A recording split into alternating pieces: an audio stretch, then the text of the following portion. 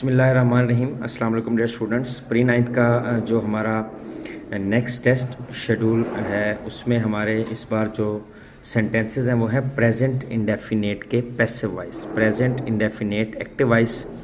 ये मैं आपको फिज़िकल क्लास के दौरान करवा चुका हूँ, उसको थोड़ा सा मैं आपको रिवाइज कर देता हूँ कि प्रेजेंट डेफिनेट एक्टिव वॉइस ऐसे सेंटेंसेस जिनके उर्दू फ़िक्रा के आखिर में ता है, ती है, ते हैं वगैरह आता है, ये सारा कुछ हम डिस्कस कर चुके हैं। हमने ये भी डिस्कस किया था कि एक्टिव वॉइस सेंटेंस जब हम बनाते हैं तो सबसे पहले हम सब्जेक्ट लगाते हैं, देन हम वर्ब लगाते हैं, फिर हम ऑब्जेक्ट लगाते हैं।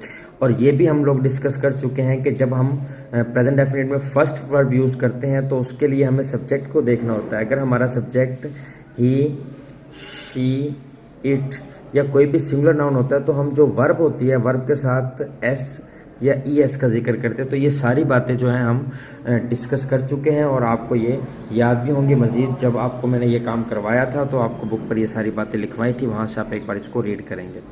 प्रेजेंट डेफिनेट एक्टिव वॉइस जो है हमने सेंटेंसेस यहाँ पर मैं कुछ एग्जांपल्स आप कर चुके हैं, वो भी मैं आपको बता देता हूँ। जिस तरह मेहनती तालिब इल्म इनाम पाते हैं, सो इनाम पाते हैं यानी प्रेजेंट डेफिनेट का सेंटेंस है। तो हमने यहाँ पर किया hard working students get prize, यानी हमने पहले सब्जेक्ट लगाया मेहनती तालिब इल्म, ये हमारा सब्जेक्ट था, वो हमने सब्जेक्ट पहले यहाँ पर इंग्लिश में पुट किया।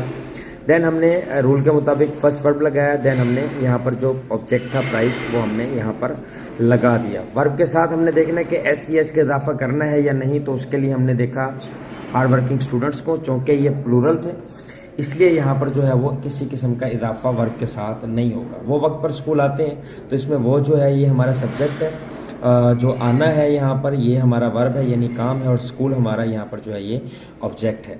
आते हैं यानी ते हैं बता रहे कि प्रेजेंट डेफिनेट का सेंटेंस है, तो हम प्रेजेंट डेफिनेट के रूल के मुताबिक सब्जेक्ट पर ऑब्जेक्ट लगाएंगे। तो हमने हमारे पास इसमें जो सब्जेक्ट था वो था वो की इंग्लिश हमने दे यहाँ पर पुट की, उसके बाद आना यहाँ पर वर्ब था, वह आना हमने इंग्लिश यहाँ पर उसकी जो है वो कम वर्ब लगाई, देन हमने टू स्कूल लगाया।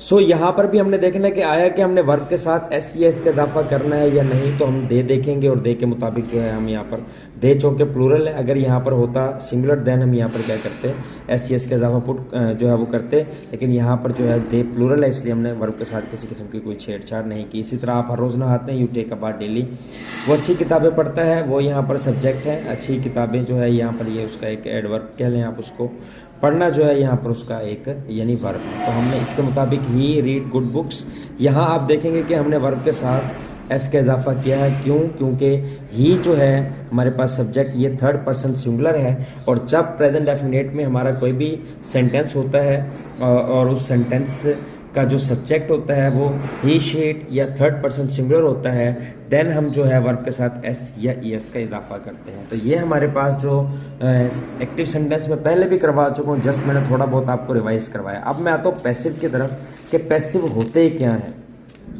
देखिए, एक्टिव सेंटेंस को हम कहते हैं फ़ेल मारूफ और पैसिव सेंटेंस को कहते हैं फ़ेल मजहूल। फ़ेल मारूफ का मतलब ऐसा यानी फ़ेल होने वाला काम जिसमें फ़ाइल यानी सब्जेक्ट जो है वो नॉमिनेटेड हो, सामने हो, सब्जेक्टिव पोजीशन में मौजूद हो, सब्जेक्टिव हालत में मौजूद हो। जबकि पैसिव सेंटेंस फ़ेल मजहूल ऐसे सेंटेंस जिसमें या तो सब्जेक्ट का जिक्र ही नहीं किया होता, अगर किया गया होता है तो सब्जेक्ट जो है वो सब्जेक्ट होते हुए ऑब्जेक्टिव पोजीशन में होता है। जैसे मैं कहता हूँ कि मैं आम खाता हूँ, तो ये वो सेंटेंस है जिसमें मैं बात कर रहा हूँ कि मैं आम खाता हूँ, मैं यानी यहाँ पर सब्जेक्ट हूँ और क्या काम करता हूँ, आम खाता हूँ। अगर मैं फ़ेल मजहूल में लूँगा तो आम खाया गया, यानी मैं आम खाता हूँ, आम खाया गया। आम खाया गया का मतलब कि आम खाया गया बट किसने खाया, यानी सब्जेक्ट का इसमें जिक्र नहीं है। तो ये जो हमारे पास वर्ब है ये फ़ेल मजहूल है। किसी भी सेंटेंस के एक्टिव और पैसिव के अंदर जो है पहचान करने के लिए हमारे पास यही एक फार्मूला होता है कि हम देखते हैं कि उसमें सब्जेक्ट जो आया कि वो एक्टिव पोजीशन में है या पैसिव पोजीशन में है। जब हमारे पास सेंटेंस प्रेजेंट डेफिनेट का होगा तो उर्दू फ़िक्रा में दोनों के एंड पर ता है, ती है, ते हैं वगैरह होगा, लेकिन हमने पहचान करनी है कि सेंटेंस एक्टिव का है या पैसिव का है। तो उसके लिए मैंने कुछ सेंटेंसेस आपके सामने यहाँ पर रखे हैं। इन सेंटेंसेस से मैं आपको बताता हूँ कि इनमें ये पैसिव है जो, तो इनका एक्टिव कैसे होगा। जैसे यहाँ पर है कि मुझे इनाम दिया जाता है, ठीक है, तो यहाँ पर सेंटेंस मुझे इनाम दिया जाता है, यानी यहाँ पर मैं डेफिनेटली ऑब्जेक्ट हूँगा क्योंकि मुझे इनाम मिलता है। देना यहाँ पर जो है ये यहाँ पर क्या होगा जी, वर्ब होगा। इनाम, अब देने वाले का यहाँ पर जिक्र नहीं है, यानी एक तो होता है ना यानी मैं इनाम देता हूँ, ठीक है, या अली ने मुझे इनाम दिया। तो यहाँ पर अब सेंटेंस मैंने लिखा कि अली ने मुझे इनाम दिया, या अली मुझे इनाम देता। मैं यहाँ पर सेंटेंस लिखता हूँ कि अली मुझे इनाम देता है। तो इस सेंटेंस में देखें कि अली हमारे पास सब्जेक्टिव पोजीशन में मौजूद है। अली का मैं सब्जेक्ट हूँ, तो यहाँ पर आ जाएगा अली गिव्स मी प्राइज। तो यहाँ पर डियर स्टूडेंट आप तवज्जो के साथ देखें कि अली यहाँ पर सब्जेक्टिव पोजीशन में मौजूद है, इसलिए हमने इसको एक्टिव सेंटेंस में बनाया। लेकिन मुझे इनाम दिया जाता है, यहाँ पर कोई भी किसी भी किस्म का कोई सब्जेक्ट मौजूद नहीं है, यानी काम करने वाला मौजूद नहीं है। इनाम लेने वाला तो मैं हूँ, जिस तरह के ऊपर के सेंटेंस में मैं जो हूँ यहाँ पर इनाम वसूल करने वाला हूँ, यहाँ पर भी मैं इनाम वसूल करने वाला हूँ। तो जब सब्जेक्ट ऑब्जेक्टिव पोजीशन में होता है तो हम उसको पैसिव सेंटेंस बना देते हैं। तो ये सेंटेंस कुछ इस तरह से बनेगा, I am given a prize. Next देखें, यहाँ पर सामान नीलाम किया जाता है, यानी यहाँ सामान की बोली लगाई जाती है, सामान बेचा जाता है। लेकिन यहाँ पर सामान बेचता कौन है, उस शख्स का यहाँ पर जिक्र नहीं है। यानी यहाँ पर सेंटेंस तो प्रेजेंट डेफिनेट का है, लेकिन इस सेंटेंस के अंदर जो है सब्जेक्ट मौजूद नहीं है, काम करने वाला मौजूद नहीं है। तो इस किस्म के सेंटेंसेस को जब हम बनाते हैं तो कैसे बनाते हैं, हम पहले ऑब्जेक्ट लगाते हैं, ऑब्जेक्ट के बाद हम यहाँ पर इज, एम, आर ये बतौर वर्ब या हेल्पिंग वर्ब यूज़ करते हैं। उसके बाद जो वर्ब हमारे पास होता है उसको हम थर्ड फॉर्म के तौर पर लगाते हैं। अगर सब्जेक्ट होगा तो वो इस जगह पर आएगा और ऑब्जेक्टिव पोजीशन में आएगा। जैसे कि यहाँ पे देखें कि यहाँ सामान नीलाम किया जाता है, goods are auction here. Auction होता है नीलाम करना, गुड्स कहते हैं सामान्य तिजारत को। जब लफ्ज़ गुड होता है तो ये एडजेक्टिव की पॉजिटिव डिग्री है, इसका मतलब होता है अच्छा। लेकिन जब इसके साथ हम एस लगा देते हैं तो ये सामान्य तिजारत बन जाता है, यानी ये गुड्स, जिस तरह के आपने ट्रक्स वगैरह पर लिखा होगा कि अली गुड्स या वज़ीरिस्तान गुड्स, यानी ट्रांसपोर्टेशन के लिए जो या सामान्य तिजारत के लिए वो जो इस्तेमाल करते हैं। दोपहर के वक्त आराम किया जाता है। अगर यहाँ पर सेंटेंस होता मैं दोपहर के वक्त आराम करता हूँ, तो मैं दोपहर के वक्त, देखिए मैं यहाँ पे लिख भी देता हूँ कि मैं दोपहर के वक्त आराम करता हूँ। ये सेंटेंस मैंने आपके सामने लिखा कि मैं दोपहर के वक्त आराम करता हूँ, तो यहाँ पर मैं सब्जेक्टिव पोजीशन में हूँ। तो ये सेंटेंस कुछ इस तरीके से बनेगा, I take rest in the evening. ये सेंटेंस, इसमें भी ता है या तो जो है वो ता हूँ, यानी प्रेजेंट डेफिनेट का है, लेकिन इसमें मैं एज ए सब्जेक्ट मौजूद हूँ, I take rest in the evening. जबकि यहाँ जो सेंटेंस है, यहाँ दोपहर के वक्त आराम किया जाता है, यानी यहाँ पर ये जिक्र नहीं है कि कौन दोपहर के वक्त आराम कर रहा है। तो ये हमारे पास जो सेंटेंस है ये पैसिव वॉइस बन जाएगा, a rest is taken at noon, यानी अरेस्ट यहाँ पर एज ऑब्जेक्ट आ जाएगा, उसके बाद हेल्पिंग वर्ब आएगा, जिस तरह के मैंने यहाँ पर आपको बताया, फिर थर्ड फॉर्म आएगी और एट नून आ जाएगा।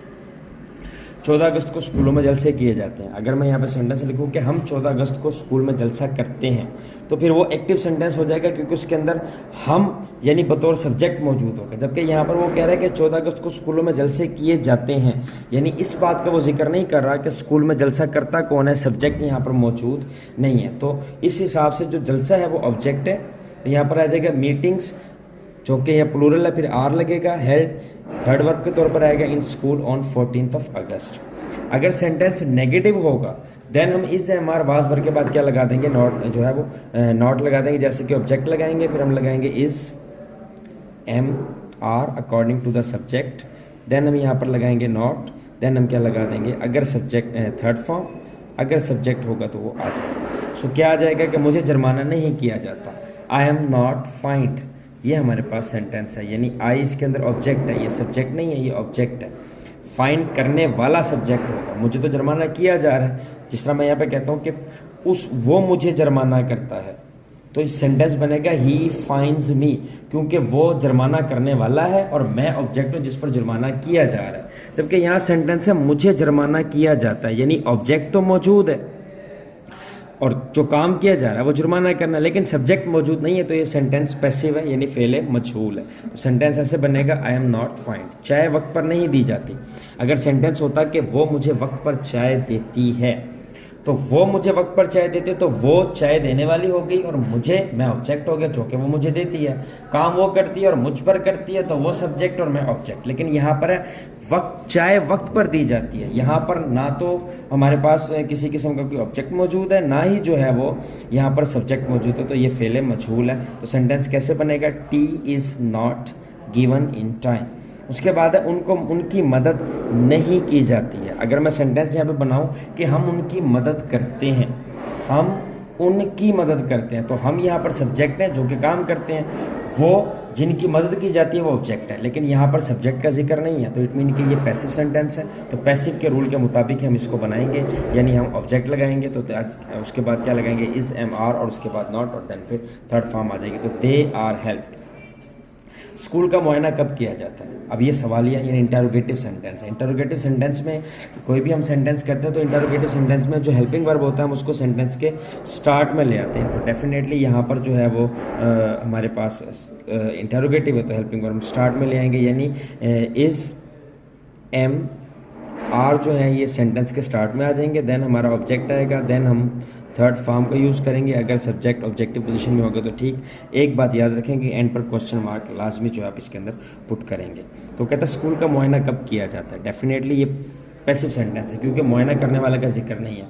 अगर मैं यहाँ पे सवाल लिखता कि प्रिंसिपल स्कूल का मुआयना करता है, देन प्रिंसिपल सब्जेक्ट हो जाता है, स्कूल ऑब्जेक्ट, और मुआयना करना जो है वर्ब हो जाता है। लेकिन यहाँ पर सिर्फ स्कूल का मुआयना किया जाते की बात हो रही है, यानी स्कूल यहाँ पर ऑब्जेक्ट है, मुआयना करना वर्ब है, लेकिन मुआयना कौन करता है इसके बारे में यहाँ पर किसी किस्म का कोई जिक्र नहीं है, तो ये पैसिव सेंटेंस है। तो सेंटेंस कुछ ऐसे बनेगा, when is the school inspected, कि स्कूल का मुआयना कब किया जाता है।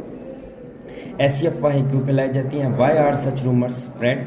यहाँ पर देखें कि हमारे पास क्वेश्चन वर्ड आ गया, ये स्टार्ट में आ गया, उसके बाद हेल्पिंग वर्ब, फिर हमने इसको आगे उसी तरीके के साथ जो है वो थर्ड वर्ब के साथ बनाया। क्या चाय पी ली जाती है, इज़ टी ड्रंक, क्या चाय पी ली जाती है, या इज़ टी टेकन, जैसे भी आप चाहें इसको आप बना सकते हैं। तो डियर स्टूडेंट्स, ये हमारा जो है वो सेंटेंस था आज का प्रेजेंट इंडेफिनिट पैसिव वॉइस। ये उसके कुछ तरीक़ाकार है जो मैंने आपके सामने यहाँ पर लिख दिया है कि सिंपल सेंटेंसेस होंगे तो हम सबसे पहले सब्जेक्ट लगाएंगे, देन फिर हम वर्ब लगाएंगे, देन हम क्या लगाएंगे, अगर सिंपल सेंटेंस होंगे सबसे पहले हम ऑब्जेक्ट लगाएंगे, देन हम क्या लगाएंगे, इज़, एम, आर, देन हम क्या लगाएंगे, थर्ड वर्ब। और इसी तरीके से अगर हमारे पास नेगेटिव होगा तो इज़, एम, आर के बाद नॉट, और इंटरोगेटिव होगा तो इज़, एम, आर जो है वो सेंटेंस के स्टार्ट में आ जाएगा। उम्मीद है आपको ये समझ में आ गई होगी। अगर किसी किस्म का कोई सवाल आपका हो तो आप मुझे डायरेक्ट मैसेज जो है वो इस लेक्चर पर क्लिक करेंगे, वहाँ से उसको प्रेस करेंगे तो वहाँ से वो पूछेगा कि सेंड मैसेज डायरेक्टली, तो आप मुझे डायरेक्ट मैसेज करके अपना क्वेश्चन कर सकते हैं। बहुत शुक्रिया, अल्लाह हाफ़िज़।